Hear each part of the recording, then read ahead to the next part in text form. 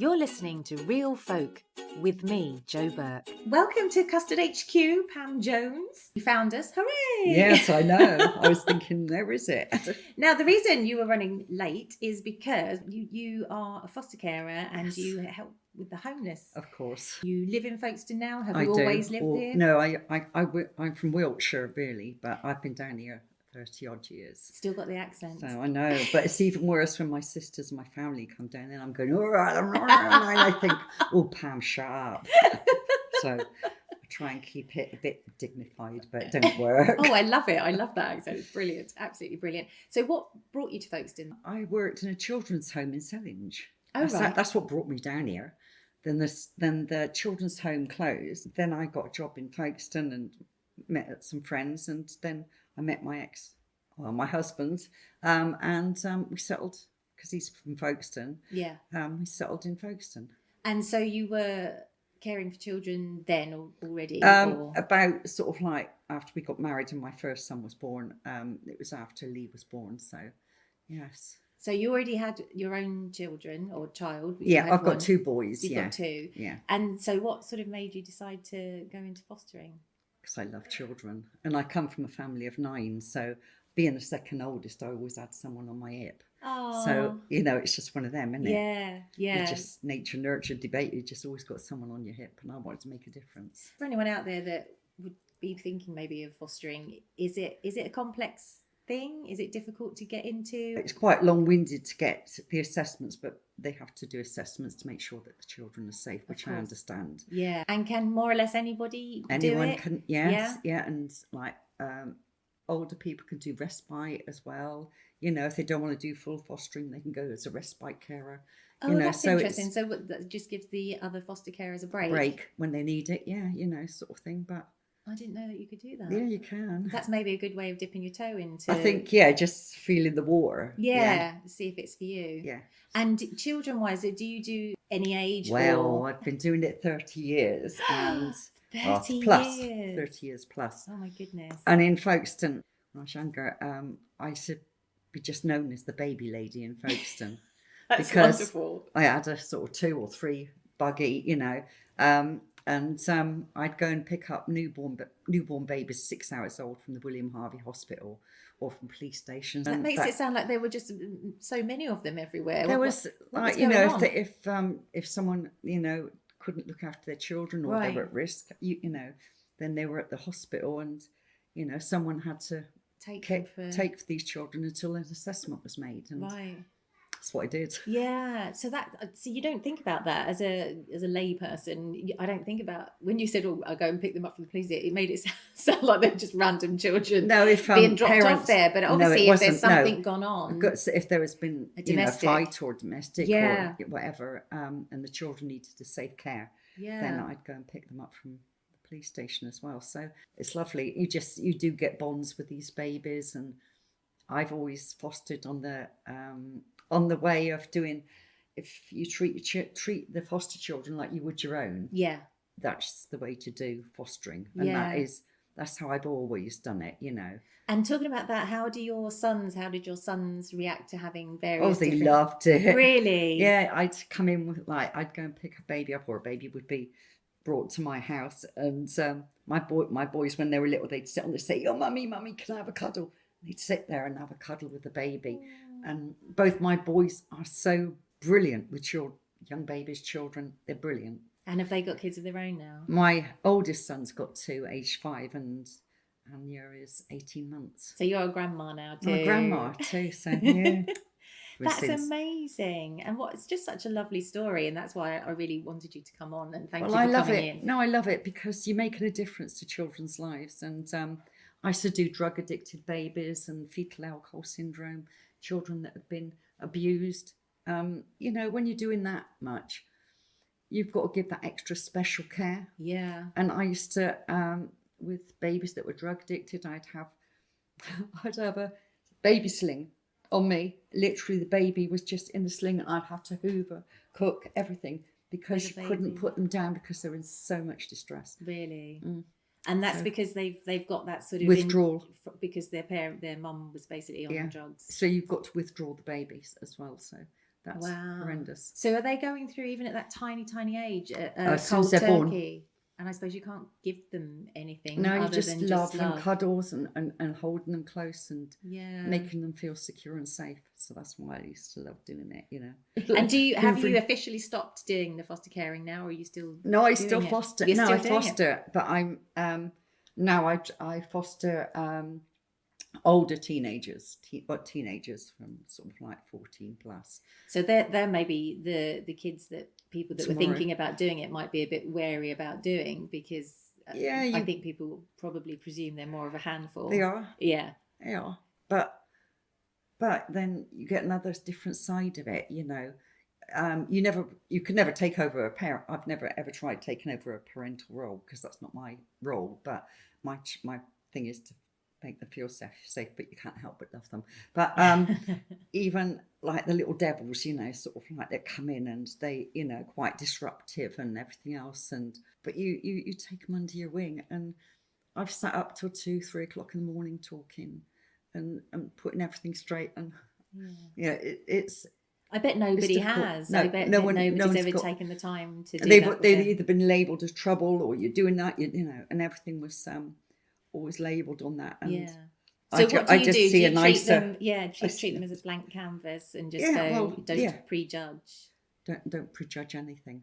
Although you must know, you must have information, background information. You do. So do you use that to help you guide them and get them into a better space mentally? Yeah, and like if they need services with like mental health with CAMS, you know, or if they, you know, drug addict, you know, if they've got into drugs, and saying that no child would go into drugs, they all do. They all dabble and they all try it. You just sort of monitor and guide gently, but not with a shouting and screaming and putting them down. You know, sort of that sort of attitude just makes things so much worse. Yeah, and that's probably all they've had anyway to date. Exactly. So I just think there's a nicer way. I'm a bit mad anyway, so, you know, it doesn't make a difference. It doesn't sound mad to me. It sounds amazing. Completely the opposite. No, it's endearing, and these kids will never ever. They'll never forget you. There's one lad that's in prison. He stabbed someone, and I'd looked after him a few years ago, but you know, he writes from prison. He wants to write to me because he's lost all his family. No one wants to know him, so he writes to me, and I just say, right, what have you been up to? You know, you've got to behave yourself. You know, because I say, you know, so you can tell him off. Yeah, I can tell him off, and he'll take it. Yeah, you won't get angry. But that's an interesting point, because I'm sure a lot of listeners would be thinking this as well, that were you ever, or have you ever been scared by any of the older ones? You know, this guy you've just said has ended up stabbing someone, and it just made me think, well, I wonder if you've ever been in a position. I knew he'd never do it to me. Right. And I'm a lone carer, so right. I haven't got a partner, it's just me. But I've never, I was never, I know he had anger issues and everything else, and a lot of them have. Of course. But if they've gained that respect from you, and you've got that mutual understanding of respect, usually you can't go wrong. No.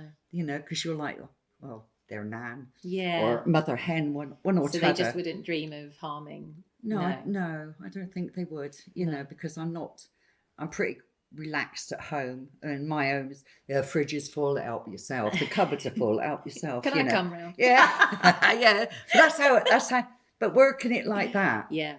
You can go, because a lot of young people these days, their phone's their life. Yeah. That is, they don't see anything else out of it. And I sort of like, I don't have expectations of you've got to sit down at the table. If I don't do that, if I get a meal, get it all ready and say, would you like to come and sit down, or would you prefer it later? 9 times out of 10, I'm on the game, I can't do it now. So I think the family value things have gone, but you have to be very patient, accepting, I think, because of the society that we've built up. We've created this. It's gaming, I agree, phones. And that is their life. It's just very insular, and that's what the problem is. I think that's why so many kids are having trouble actually maintaining any form of relationship with anyone. They can't, because they can't get that. But you've got to start off really slowly. And then I say, right, okay, come on.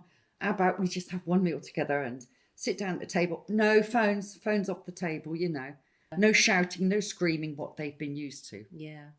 And do you find that they are shouty when they first arrive, or do they immediately sort of calm down because you're so very calm? As I said, I had a young girl come in last night, and she was scared, she was frightened, you know. And I said, How old was she?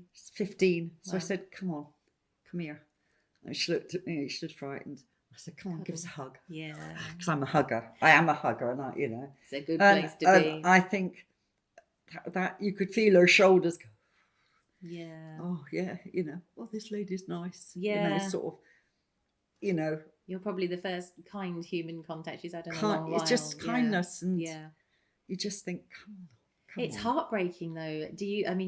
Is it just so what you get so much joy from it, obviously, but do you ever feel down about it? Because obviously you're dealing with it on a daily basis. The last little lad that I had, which was about 10 years ago, that was the last baby. I'd had him from 6 hours old till he was 2.5, and that broke my heart because he'd only ever known me as mum, and his mum was a young mum, and she'd always said, Pam, look after him, you know.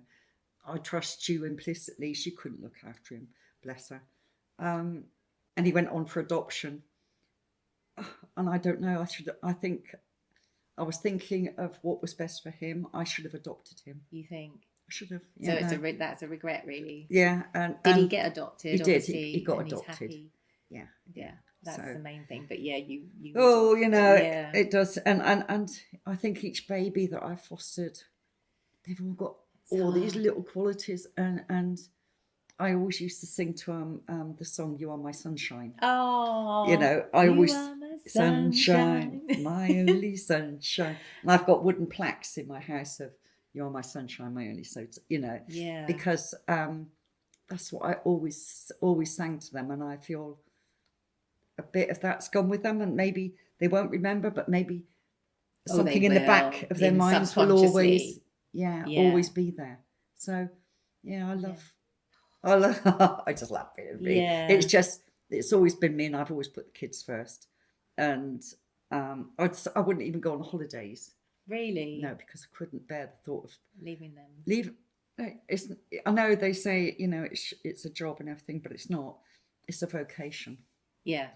And I couldn't bear the thought of a baby being past 2 weeks. Oh, I'm going on holiday. Yeah. Although it is allowed, though, Pam, because we started this conversation with respite.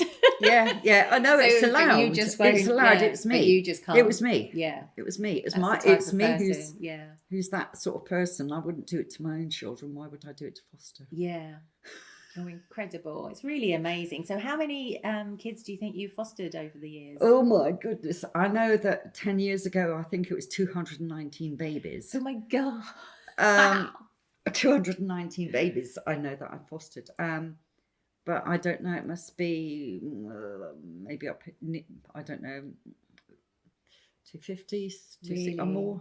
I don't know. Good grief. You've spread the love to so many different, just think of all the people that are singing You Are My Sunshine. Yeah, but you reap what you sow in life, and I truly believe that. And yeah, so do I. Yeah. I just think, you know, you do your house not for you, but for the children in it, and that's it's not a house, it's a home, and they need to feel the love, and that's another one of mine, is you feel the love, you know. Yeah, because you do. Yeah, babies have an instinct. Always go on children and babies' instincts. They know. Yeah, they know if they feel safe. I had one little boy who came to me, I think it was about 4 months old, and he was just so sad. Oh. And the social worker brought him at night, and then she knocked on my door, and this little boy just went like this to me, and I went, come on, just needed cuddles. Just come on. And the social worker was cuddling him, but he knew instinctively that you've got the best love. Yeah, lovely. Grown up now, you know. Yeah, lad, you know. Oh, so. And so do lots of them still stay in contact? Touch, yes. Really, that must be wonderful for you. Yeah, because it's like an extension of your family. Yeah. So I just think, you, as I said, what you put in, you get out. Yeah. Yeah, it is really amazing. It's such an amazing story. Do you help any other foster carers as well? Do you sort of... If someone comes to me advice, because I just feel like you must be the guru. Oh, yeah. I just think, because last Christmas I was the Christmas angel on the One Show. Oh, were you? Oh, so loads of people voted for you then, did they? Is that what happened?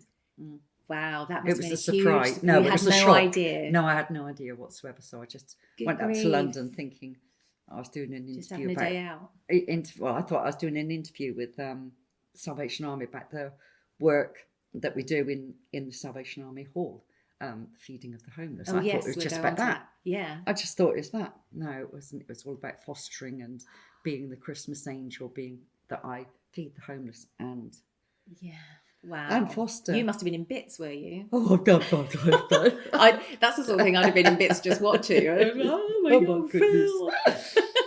What have you done? Yeah. Yeah. But my boys were in it. There was foster children. So everyone who knew. Came up, and they come up to London and everything. And I was going, I've got to get back. I've got to get back home. My kids, the kids that I was fostering at the time. Yeah. And I was going, I've got to get back home. I was worried about them, but they were all on a minibus to London to see you. To see me. Little monkeys. That's an experience and a half. Oh, I don't know. Did you feel like a queen for the day? Oh, just something else. Just they were. And your sons cameras must be so proud. Yeah, they are. They are good, and I'm proud of them. And I'm proud of their parenting, how they look after children, how empathic they are. And that all comes from you. Yeah. But they're brilliant with children. Their children just love them. So, it's passed on. Yeah, spreading the love. It is sharing the love. Yeah.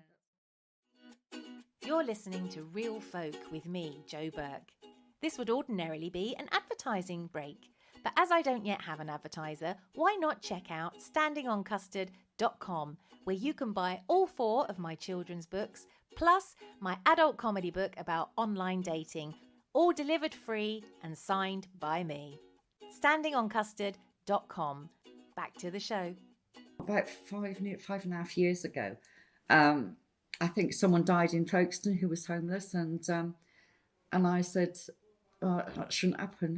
You're right, though. It shouldn't be happening. We're one of the richest countries in the world. Yeah.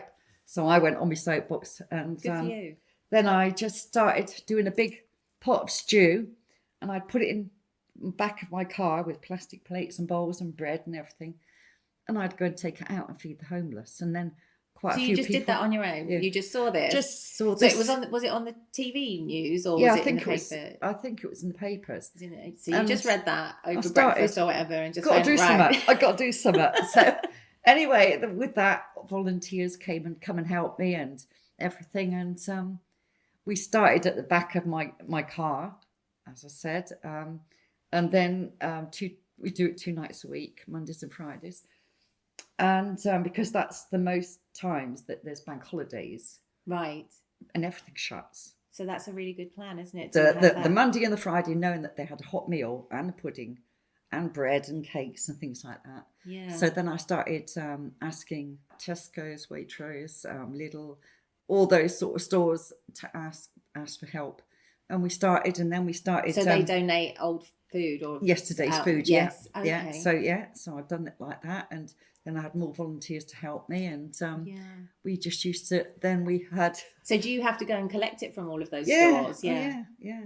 And then we went. Then we had. How do you have the time to do everything, Pam? I don't know. I just think I think How many hours are in your day? I think ADHD. Yeah, I think I've got ADHD somewhere along the line. But I like to be busy, and I'm not one for sitting down. No, I can tell. I just like to be busy, and I started a group up, and we started feeding the homeless. So did you do it from a specific spot so people knew where you would be each day? Yeah, and then we got some garages that we made it into like a little cafe. Freezing, and especially in the winter. Yeah. No light, no water, no heat, nothing. We used to do it in these big tureens and keep them warm with candles underneath. Oh, so right. Yeah, and they used to come in and get their dinner. And I've got a good team. I've got a so brilliant how many team. people are you feeding on a Monday and a Friday? can be from about, it varies 60-ish to 40, Wow. but it's because of the pandemic. You've got lots of more vulnerable people whose maybe benefits have cut, or there's huge amounts of problems out there. I was going to say to you, with the pandemic, so what happened? Were they still able to get to you, and were you still able to run that throughout the pandemic? We've run it, but only through a takeaway service. Right. So everything is in foil containers. I cook, well, me and a couple of others, we all cook.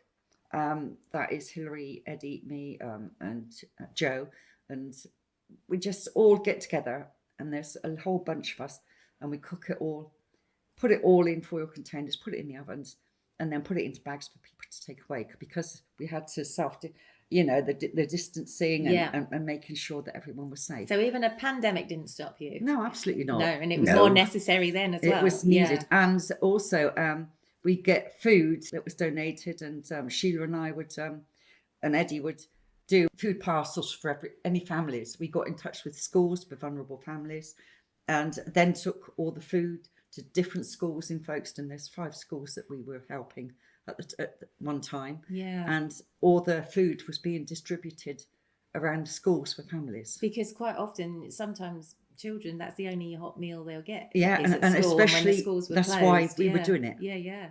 So we were just doing all the food, and anything that we collected that was left over, we'd give it to schools and everything, and the schools would give it out to families then. So I don't like wasting food. No. Especially when families need it, or homeless or vulnerable, just get in there and give it out. Yeah. I always say, you can lead a horse to water, but you can't make them drink. And if they don't want to be going by the rules of, say, the winter shelter, where they're not allowed to smoke and they're not allowed to drink, right, then, which is right, because you've got to safeguard everyone. Of course. And they won't come in, but they'll always tell the general public, nah, cancer won't help me, so won't help me, and there's nowhere to go. But there have been so there is, but they've got rules that they don't want to, so they don't want to not smoke, and they don't want to obviously so sort of you've got to balance it up, of course. But we don't judge. I mean, how do you feel about it? Because you're doing, I mean, with the fostering and with the helping the homeless, it's part of the same problem. Really. It is, yes, yeah. So what's your take on that? Do you feel, over that you've been doing it for many years, do you feel that it's got worse or better, or what do you think the main? I think we can't really judge with the pandemic, because it's been so many people at work. Yeah. And with the pandemic, you've got domestic violence as well. You've got a lot of marriages breaking down. It's huge. But if I get a text message, help, Pam, can you? Yes, I will. Yes, you can. I will. Yeah. I'll do it, And I think, well, if I can help, then my team behind me will try and sort you out. That's pretty special. You do know how amazingly special, one in a million you are. I don't think I am. I just like to make a difference in people's lives, and those little things, even sort of like putting a shout out for a lady who needed size 18 to 20 clothing that was in domestic violence. She'd done a runner with nothing except the clothes on the back. Wow. And people were bringing clothes for her, and shoes and things. And one lady went and even bought, she was so lovely, one of my friends, she went and bought brand new underwear for the lady as well. So, it's people like that, it's not me, it's the people out there I admire. That's the thing. I mean, I keep going on about it because this podcast is relatively new, but one of the main reasons for doing this is to highlight people like you, the people that are, you're so humble, and yet you do such phenomenal work. I mean, seriously, phenomenal. And so do all the people around you, that your team of helpers and the general public. Because I think it's important to share the good news. There's so much negativity. There is around. So much negativity, but there is also lots of good people around. Exactly right. And that's what this is about. It's about celebrating those people, and obviously letting listeners out there know, whatever part of the world they're listening, that people are good. We're pretty good to each other, and mostly we just want to help. Not everyone has the ability or the chance to do it, but most people, if you ask them, will help. Yes. And it's asking for help, which is difficult for a lot of people. And a lot of people are proud. Yeah. And they'd rather suffer. But I think, well, if I can help with whatever you need, if I can get it, and 9 times out of 10, if I put a shout on Facebook, oh dear, because confidentiality is key, of course. Of course, yeah. And I just say, I've got a lady who's really in dire straits at the moment and needs clothes, anyone's size. Can you help? Yeah. And I get messages, but I'll do that, and I'll do that, and I'll do that. Yeah. It's amazing people in Folkestone. Yeah. It's amazing people in Folkestone that take me out off to them. Yeah. Yeah. I mean, it's just so brilliant. I mean, people pulling together like that at times when you need it the most, and I think probably I can honestly say, Pam, I've never met anyone like you. No, I don't think you would. I haven't. And this interview came about, didn't it, because of Jackie, the mayor, who was the very first person that I had in Custard HQ. Funny. She's so funny. And finding out about her life was amazing, or what she's done. Yeah. And again, that's another thing. Everyone thinks people are just one thing, and no, they're not. Everyone's so multifaceted and interesting, and it's just so nice for people, I think, to be able to tell their story, or at least a little bit of it in these. I mean, there's some lovely councillors who really care. Jackie was the mayor, and Mary Laws, and it's sort of, there's just such lovely, heart-rending people out there, and the council have helped us as well with grants to help us keep above water because of the amount of expense that we've had to fork out to keep going. Yeah. Because it's not just the food and the meat, because no one gives us meat, so we have to buy all the meat. How it's gone up tenfold, and all the foil containers, and all the things you don't think about, and the bags, and you have to do everything. You've got to buy the lids separately to the containers, and the nice plastic knives and forks, because everything has got to be takeaway and disposable. Yeah. All that sort of stuff has really cost a lot of money. But we've kept going. You know. Do you do any official fundraising things? I think I'm going to have to start doing some more fundraising. I was just going to say, perhaps we can try and do really something. You're short of a few bob for. I am. Well, everything's just dwindled throughout this pandemic because we spent so much. Yeah, so if there's any businesses out there or anybody that can donate to this amazing lady that's sat in front of me now, I might just bow down and grovel at your knees. I don't think so. But no, I'm in awe of you, and if there's anything we can do here to help at all, we will. I'm sure there'll be loads of listeners in Folkestone and maybe even outside of Folkestone that would probably love to say that they can help you do what you do. It's just like, we do goodie bags like with crisps, chocolate, sweets, because they have a sweet tooth, homeless, and we all do. They like they like a little goodie bag, and we always do up a goodie bag of drink and sweets, and we're always trying to get money for those sort of. It's just a little nice bits, we all like a little, bar of chocolate. Well, it's all things we take for granted. We do. Everyone just has everyone sitting at home listening to this has got chocolate in their drawers in the kitchen. But clearly, like you say, just because you're homeless, I mean, it's amazing to go somewhere and have a hot meal, but it would be nice, like you said, to have a little treat as well that they can take away. Yeah, and also I've got to think forward of Christmas. Things like that. I like Christmas. I love Christmas. I'm a big kid. I don't mind saying it. I'm a big kid. But for Christmas, getting things that they need, like tracky bottoms and things like that. Yeah. We're not going to be able to afford to do this year because we just haven't got the funds. No. So if people out there, so I was just thinking for myself, if we're having to clear out and we've got old clothes, or is there somewhere where you take that stuff in all the time, or do you just do shout outs for individuals? I'm just going to try and see if they want to give anything to buy brand new, because they need not just second-hand clothes. They need new stuff. Yeah, it'd be nice to do like toiletries, tracky bottoms.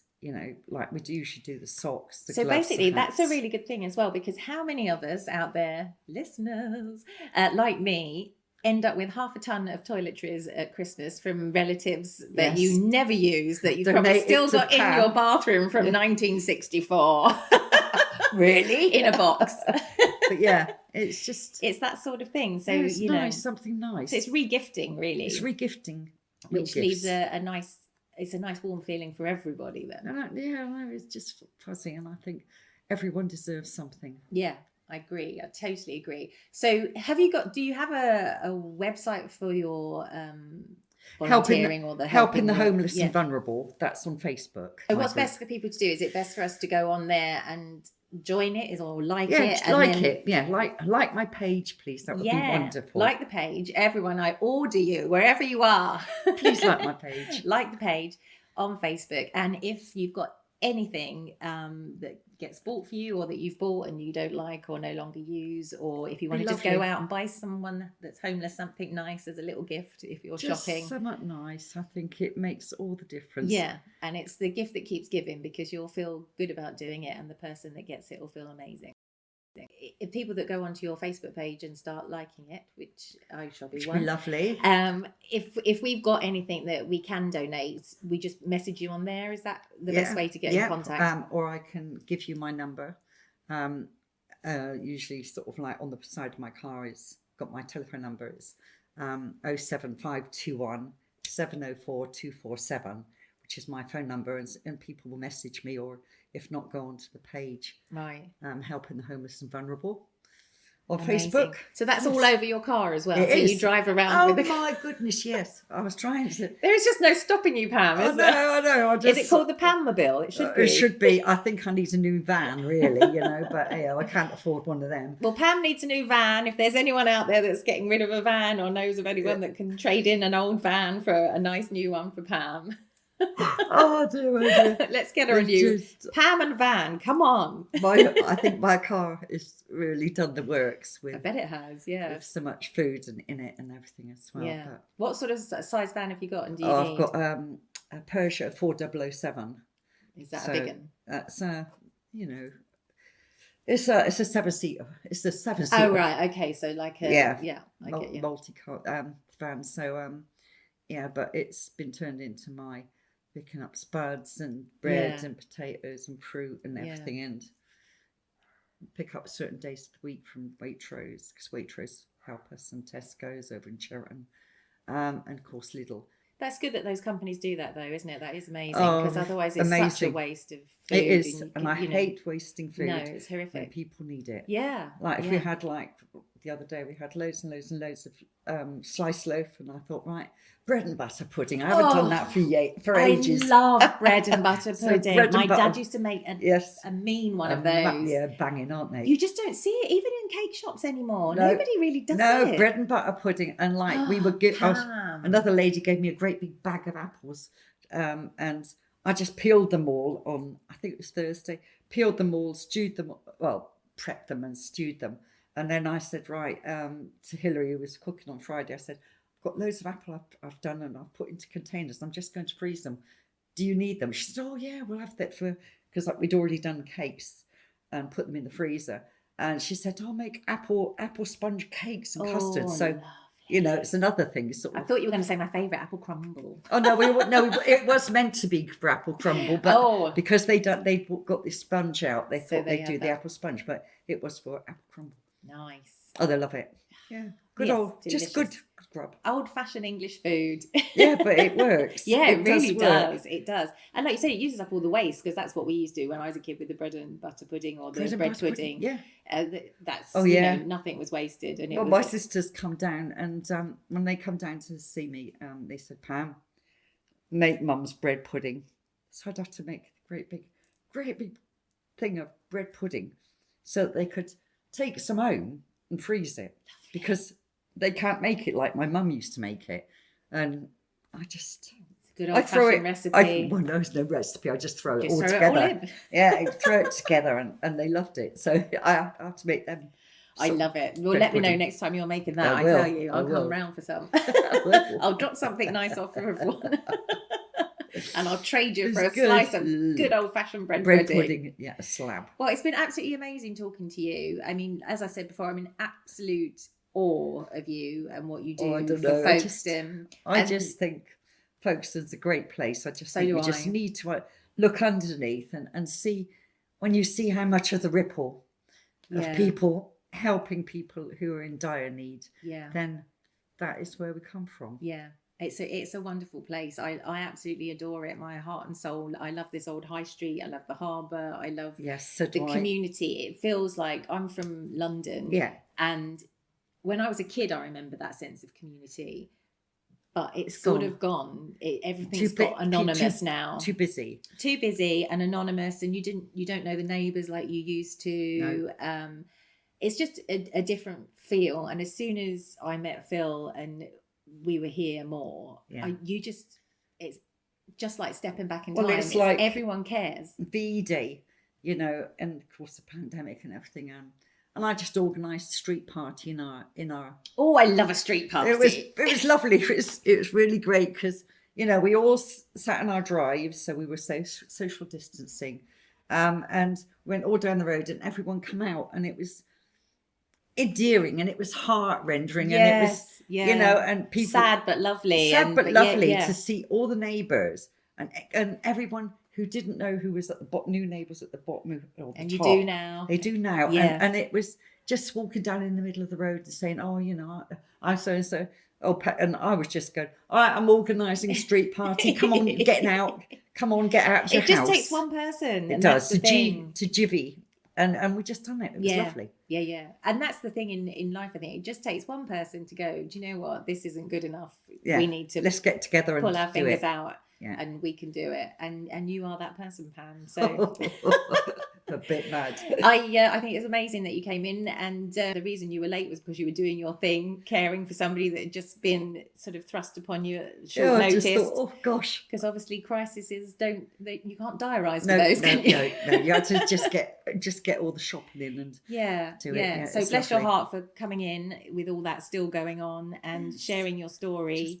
Just flow. Let it flow. I'm a river. Let it flow. That's me. Be more river. Yeah. Yes, I need river. that. I need that in my life. You're amazing. And Thank listeners out there, if there's anything you can do to help in any way, shape or form, you know where to go. It's on that Facebook page. Thank you. Thank you, everyone. Thanks for listening to Real Folk with me, Jo Burke.